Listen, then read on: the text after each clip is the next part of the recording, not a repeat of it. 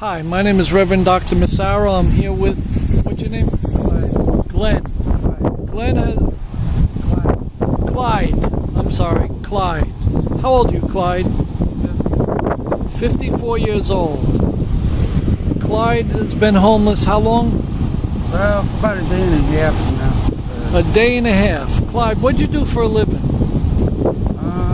I've done electronics. I drove a truck for 2 years. I worked nights in a gas station for like 10 years. I actually ran the drawbridges for a while. We don't have drawbridges in the area anymore. What are, where do you live now? I'm living close to here, out on an empty property out in the woods in the tent. So he's living in a tent out in the woods. Where did you come from, Clyde? Originally? Yeah.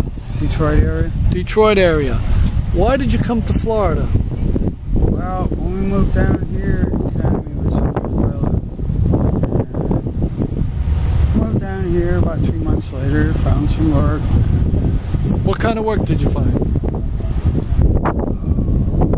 worked at the cable company back when I was in Perry. Ah, so you work for the cable company here. Yeah.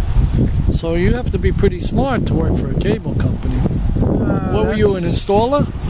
Yeah, I was an installer. I already took electronics in school up north. Right. A lot of it they'll train you. But I worked there for a while, and back then that was a little bit more minimum wage. Minimum wage. I ended up, when it was the off season, there was no more overtime. The bills I came down here with, I ended up working for a building company.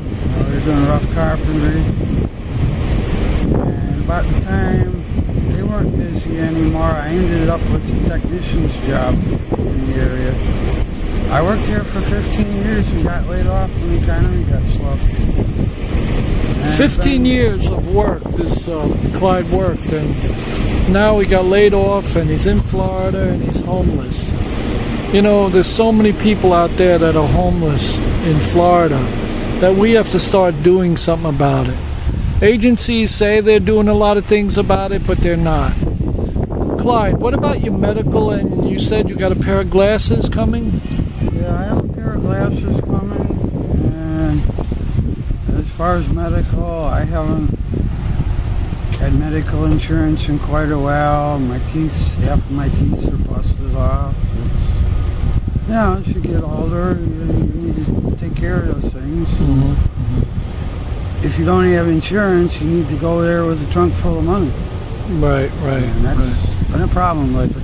There's free dentists in Stuart. Do you know that?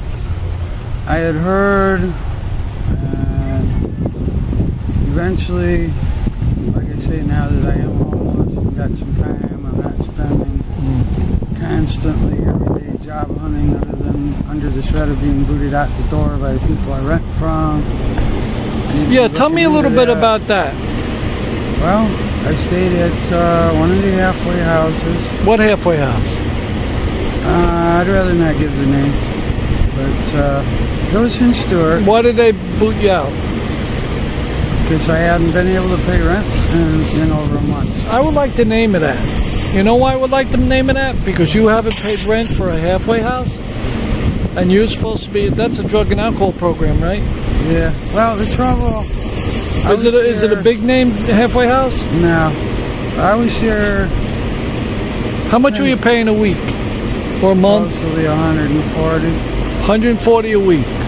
And what'd you get for the 140?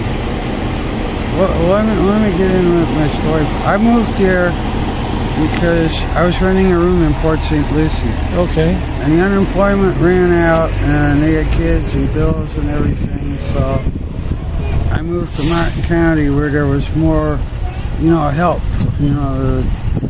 free dinners and what all. Mm-hmm. And I stayed at the halfway house years before, but I've been in recovery for a long time.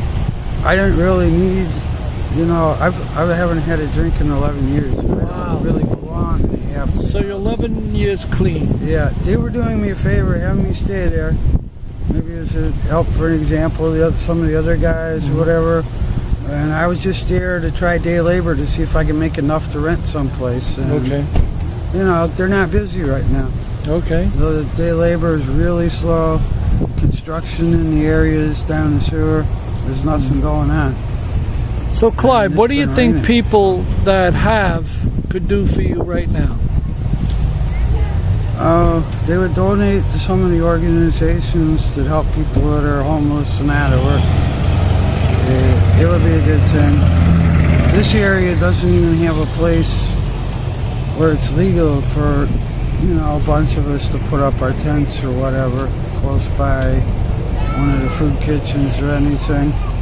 It'd be, I mean, I don't drink, I don't do drugs, I just don't have a place to live. I don't want to be hiding someplace and hope the cops don't see me there. That's it. Yeah, you got to worry about the police, and you got to worry about security, and you have to worry about all the bad stuff. But, you know, that's the way it is in society. You know, society wants to hurt the homeless, and that's a shame, because if they ever went homeless and it could happen to them, you know, that's the big thing about it. Someday, a lot of people are going to go homeless with foreclosures and loss of jobs and everything that's going on. You know, you're not the only person that told me this. There's 1,500 homeless just in Stuart alone. 1,500. Yeah. In the state of Florida, there's over 5,000 or more. That's the statistics I got. I don't know if it's correct or not, but I know that there is homeless because I've been around and checking for the homeless all over Stuart. And there's a lot of tent cities, and people like Clyde need help. This is Reverend Dr. Joseph Massaro. It is 6/27/2012. And like again, Clyde could be there and then he's gone. Remember that. You have the ability to help Clyde. You have the ability to help Clyde get back on his feet and become citizens again. We all are citizens of the United States. We have to start helping our brothers. And Christian churches, all organizations, just a little bit. That's all these people need. They don't need a handout. They need honor and they need respect. And they need monies so we could build halfway houses and we could build shelters, you know. We could build places where they could have a roof over their head. Everybody looking at this video is going to have a roof over their head. And they're going to have a nice house. And they're going to have a nice garage and a nice car. And a nice bed to lay their heads. But remember, Jesus Christ walked. He says, I have nowhere to lay my head. But he helped everybody that he asked him. He said, if you believe, I say yes. You know, we really have to help these people. Like I said, Clyde was there, now he's gone. To a lot of people that don't mean a lot because they don't know Clyde. But Clyde has a soul like everybody else. Clyde wants to work, but he can't work because of the situation. His teeth. He's not stable enough to get a good dentist to fix his teeth. Maybe there's a dentist out there or somebody who could help him get his teeth. This is really, really incredible in Stuart that other states have clinics that help people like Clyde. Clyde can't even get Medicaid or Medicare or anything from the government. This got to stop because you're going to have a lot of dead people on your hands. Remember, you go to sleep at night in a nice bed in a nice house. And the Spirit convicts people. Give as your heart feels to give to the homeless. Agencies that need help. Agencies that want help. Don't turn your back on those agencies.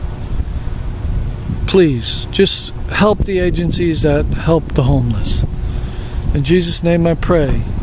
This is Reverend Dr. Joseph Massaro again, 6/27, 2012. Have a Jesus-filled night. God bless you.